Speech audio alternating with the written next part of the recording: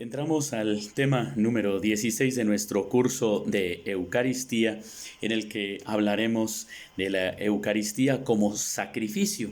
Hay que recordar que este término sacrificio significa aquello que se ofrece a Dios. Desde las antiguas culturas se han visto sacrificios a los dioses, a las divinidades. Es algo que se ofrece para tratar de obtener el favor o el perdón, o para dar gracias, pero especialmente el sacrificio es como una manera de tratar de dar algo a la divinidad para que nos otorgue bendición o perdón. Recordemos que ya desde muy antiguo las diferentes culturas pues ofrecen muchos sacrificios, ¿no? Desde animales, frutas, comidas e incluso sacrificios humanos, ¿verdad? Ofrecer algo a la divinidad para obtener pues su bendición o su perdón. Y aquí nos vamos a enfocar en este ámbito del sacrificio eucarístico. Es decir, ¿será que la Eucaristía, es decir, la Santa Misa, tiene carácter de sacrificio? ¿Es realmente un sacrificio? ¿Se ofrece algo?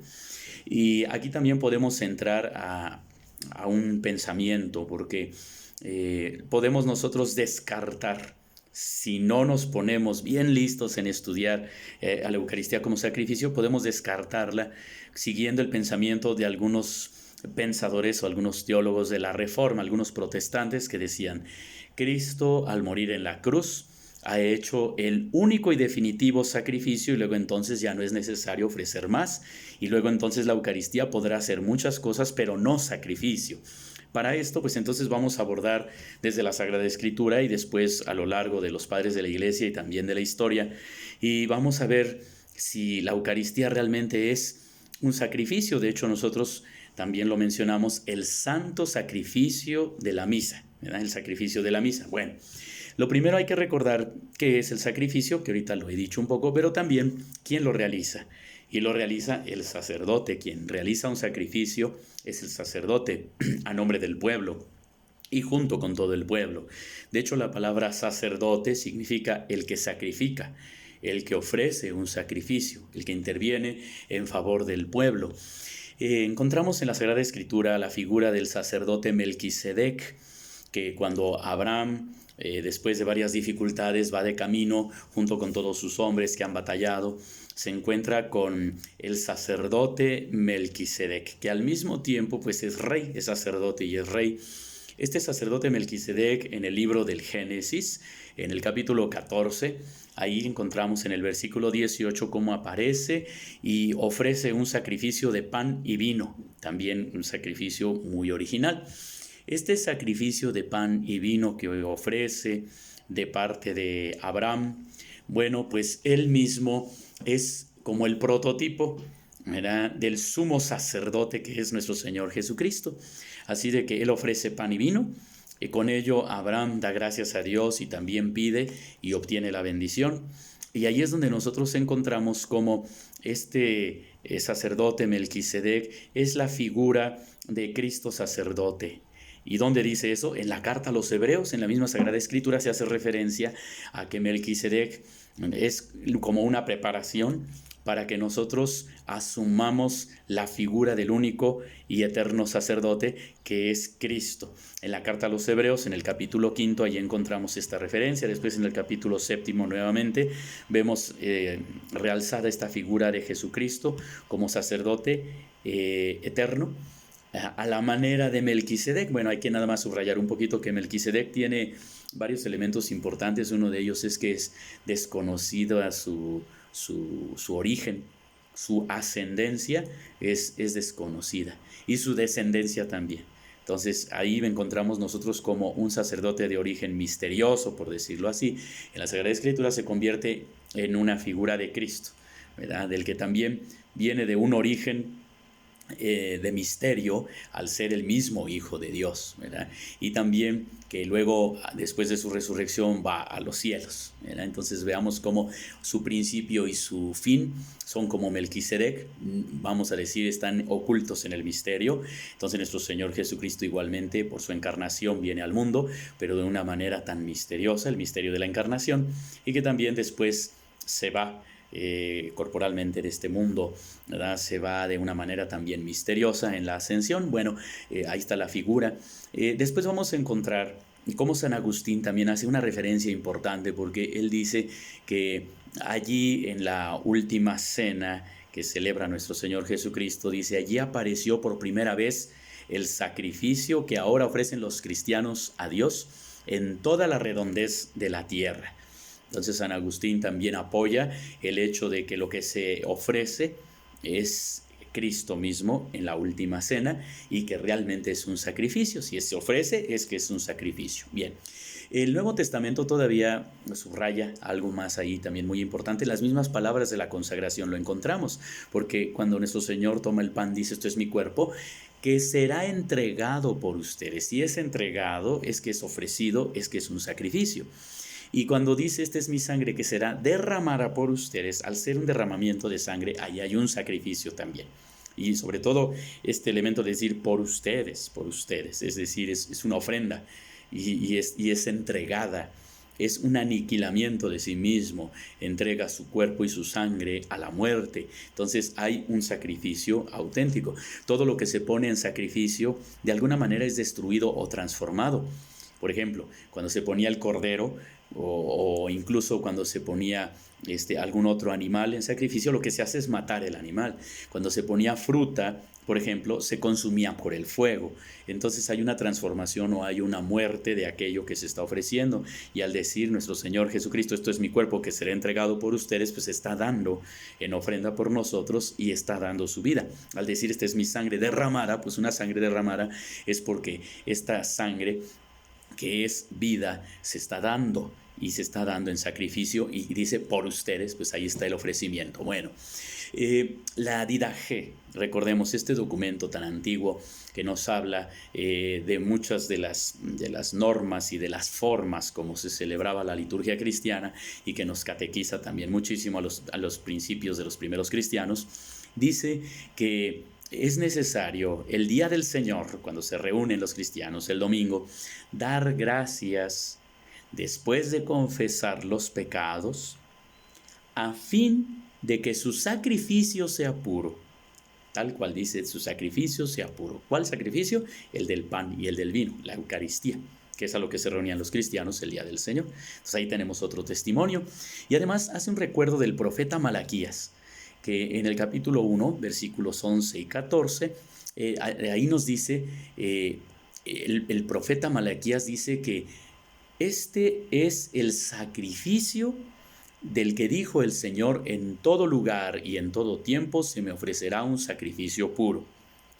Hay que tener cuidado porque los sacrificios hebreos solamente eran legales cuando se ofrecían en Jerusalén y en determinados momentos y en determinadas ceremonias. Y si dice que va a haber un sacrificio en todo lugar, quiere decir que ya no solo en Jerusalén, en el templo. Y si dice también que en todo tiempo, quiere decir que ya no está sometido a las rigurosas normas y horarios que tenían los judíos. Entonces la Didache hace mención de que la Eucaristía es el cumplimiento de esta profecía del profeta Malaquías, en el que dice, en todo lugar y en todo tiempo se me ofrecerá un sacrificio puro. Y además, ¿qué sacrificio más puro puede haber que el ofrecimiento del mismísimo Hijo de Dios? No hay nadie más puro sobre la tierra y no hay un sacrificio mejor que el que hizo Jesucristo mismo en la cruz. Bien. San Justino, San Ireneo, Tertuliano, todos los padres de la Iglesia van mencionando después también a la Eucaristía como sacrificio, pero sí me interesa compartirles este párrafo de San Cipriano, que fue martirizado hacia el año 258 y que enseña que Cristo como sacerdote, según el orden de Melquisedec que ofrece pan y vino, dice, ofreció a Dios Padre un sacrificio y, por cierto, el mismo que había ofrecido Melquisedec. Esto es consistente en pan y vino, es decir, que ofreció su cuerpo y su sangre. Y les leo este párrafo muy bonito de San Cipriano que dice así: el sacerdote que imita lo que Cristo realizó hace verdaderamente las veces de Cristo.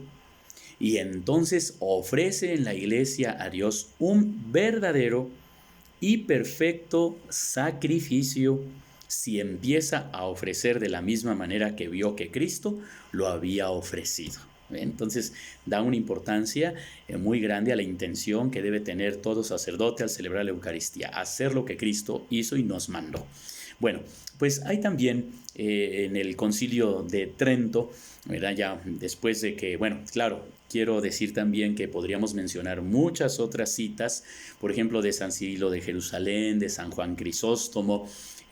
Podemos ver también que San Ambrosio habla de lo mismo, por ejemplo, este parrafito de San Ambrosio, que murió hacia el 397, donde dice: aunque ahora no se ve a Cristo sacrificarse, sin embargo, Él se sacrifica en la tierra siempre que se ofrenda el cuerpo de Cristo. Más aún es manifiesto que Él ofrece incluso un sacrificio en nosotros, pues su palabra es la que santifica el sacrificio que es ofrecido. Con todo su estilo de San Ambrosio, bueno, pues ahí hemos encontrado cómo la Eucaristía es realmente un sacrificio. Bueno, pues encontramos después que durante la escolástica se mantuvo mucho esta visión de los padres de la Iglesia de decir la Eucaristía es un auténtico sacrificio, pero tendrá que ser hasta el momento del Concilio de Trento en el cual se haga más hincapié precisamente por lo que decía yo al inicio, porque los reformadores protestantes empezaron a poner en duda y algunos a afirmar categóricamente que la Eucaristía no es sacrificio y que ni siquiera es necesario un sacrificio más, porque el sacrificio de la cruz es más que suficiente. Pero esto sobre todo lo que resta es la idea de que la Eucaristía es sacrificio, ¿verdad? Es correcto que el sacrificio de nuestro Señor Jesucristo en la cruz es el que nos da la salvación, pero negarle a la Eucaristía su carácter sacrificial no es lo mismo. Entonces vemos aquí cómo el Concilio de Trento, para aclarar esto, enseña lo siguiente. Dice: Cristo dejó a su iglesia un sacrificio visible en el cual se representase aquel sacrificio cruento, es decir, cruel, real, que había de realizar una vez en la cruz.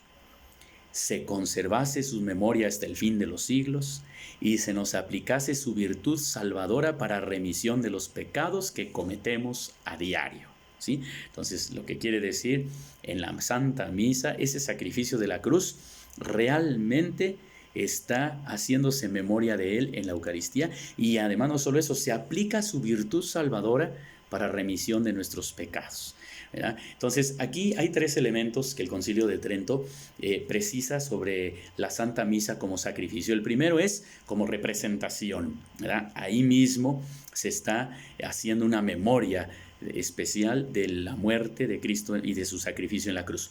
Segundo, conmemoración, que es profundo, ¿verdad? Lo que les he dicho en ocasiones anteriores, no solamente es un recuerdo, no solamente es hacer una memoria del pasado, sino es actualizar ese mismo sacrificio. Y lo tercero, una aplicación, ¿verdad? Es decir, realmente se aplican los méritos de ese sacrificio. Bueno, vemos también cómo Trento subraya que el sacrificio de la misa es finalmente la aplicación de esos frutos de la redención a toda la humanidad, que necesitamos tanto de salud sobrenatural, ¿verdad? Y bueno, este sacrificio de la misa saca toda su virtud precisamente del sacrificio de la cruz, de la muerte de la cruz. Nuestra Eucaristía de ahí saca toda su virtud y además aplica los frutos de ese sacrificio a cada persona en particular. También hay que ver lo de la salvación, no es así nada más así, salvación, digo la expresión un poco tosca, en bola, así no, sino para cada persona, para cada hombre en particular. Bueno, pues así vemos que la consagración fue instituida por Cristo, lo hemos visto cuando dice esto es mi cuerpo, esta es mi sangre, y esta consagración instituida por Cristo es realizada por el sacerdote en el nombre de Cristo. No es el sacerdote mismo, en nombre de Cristo el sacerdote realiza esta consagración que Cristo instituyó y lo hace sobre la hostia, sobre el vino, tal y como Jesús nos lo mandó, y además en representación del sacrificio de la cruz. ¿Ven? Por eso es necesario consagrar el cuerpo y consagrar la sangre. Santo Tomás de Aquino y algunos autores escolásticos hacían esta reflexión, decían, si a un cuerpo se le quita la sangre, se separa el cuerpo de la sangre, pues este cuerpo muere. Entonces dicen, al consagrar el pan y al consagrar el vino, estos elementos separados, cuerpo y sangre, pues se vive nuevamente allí el sacrificio redentor de Cristo, de su cuerpo y de su sangre. Recordando ¿verdad? Mucho cuidado, que Cristo está todo presente en cada una de las especies, cuerpo y sangre, alma y divinidad, completamente. Pero al realizar esta doble consagración sí hay este espíritu sacrificial. San Gregorio Nacianceno tiene unas palabras muy bonitas que también les comparto. Él dice: el sacerdote, cuando pronuncia las palabras de la consagración, separa con tajo incruento, es decir, místico, misterioso, el cuerpo y la sangre del Señor, usando de su voz como de una espada. Fíjense qué imagen tan bonita. Bueno, San Gregorio Nacianceno tiene un lenguaje así. Lo repito porque vale la pena. Dice, el sacerdote, cuando pronuncia las palabras de la consagración, o sea, cuando dice esto es mi cuerpo, esto es mi sangre, separa con tajo incruento el cuerpo y la sangre del Señor, usando de su voz como de una espada.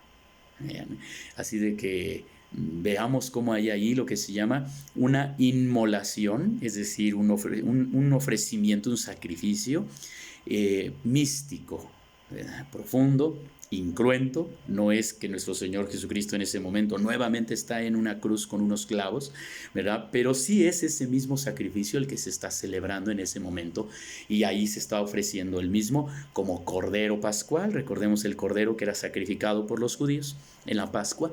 Bueno, pues para nosotros la Pascua cristiana tiene un cordero, y por eso cuando se parte la hostia consagrada, cuando se parte, se dice: este es el Cordero de Dios que quita el pecado del mundo. Y es importante porque recuerden que esto hasta le da nombre a la celebración, como se le decía a los inicios del cristianismo, se le llamaba la fracción del pan o el partir el pan. Cristo que se parte y se reparte y se comparte para darnos salvación. Por eso también es un momento muy importante de la Santa Misa. Bueno, pues ahí vemos nosotros cómo realmente el Cordero Pascual, el ofrecimiento de Cristo en la cruz, lo que estamos celebrando en la Eucaristía, realmente es un sacrificio. Y por eso es una ofrenda. Las mismas liturgias desde la antigüedad, los textos litúrgicos antiguos y nuestra actual liturgia, por eso también subrayan la ofrenda, que fue un tema ya anterior, pero aquí estamos acentuando mucho la parte de sacrificio. O sea, la ofrenda es, decimos, aquello que se da, y el sacrificio es aquello que se da por, ¿verdad? Y que por lo tanto se consume, por lo tanto se sacrifica, se da, ¿verdad? Por la necesidad que tenemos nosotros de perdón, de salvación. Por eso, ¿cuál es el sacrificio más perfecto? La Santa Misa. Y por eso, la siguiente misa que ustedes y yo participemos, recordar, es el sacrificio de Cristo en la cruz, lo que nosotros celebramos allí, en ese momento de la Eucaristía. Misterio pascual, pasión, muerte, resurrección, pero especialmente en este tema hemos querido subrayar el aspecto sacrificial de la Eucaristía. Bien, podríamos decir muchas más cosas, pero aquí me detengo. Pues aprovechemos y ofrezcamos este santo sacrificio de la Santa Misa con fervor, con atención, y recordando que allí, simbólicamente, de una manera simbólica, como si el altar es el Monte Calvario, realmente se está ofreciendo el sacrificio de Cristo en la cruz. Pásenla bien, y en la siguiente ocasión pues vamos ya a nuestro tema número 17, que será el culto de la Eucaristía. Es decir, vamos a ver cómo es que se realizan los ritos en general del culto de la Eucaristía, ya no tan propiamente de la Santa Misa, que serán los temas últimos dos que veremos. Así de que más bien es el culto de la Eucaristía, es decir, fuera de la Santa Misa. Hora Santa, la adoración eucarística, las procesiones con el Santísimo, y ya después sí pasaremos a las partes de la Eucaristía de una manera muy general, porque no es un curso de liturgia para así especificar cosas así muy puntuales, sino más bien el significado teológico de cada uno de esos momentos litúrgicos. Bien, pues gracias y hasta la próxima.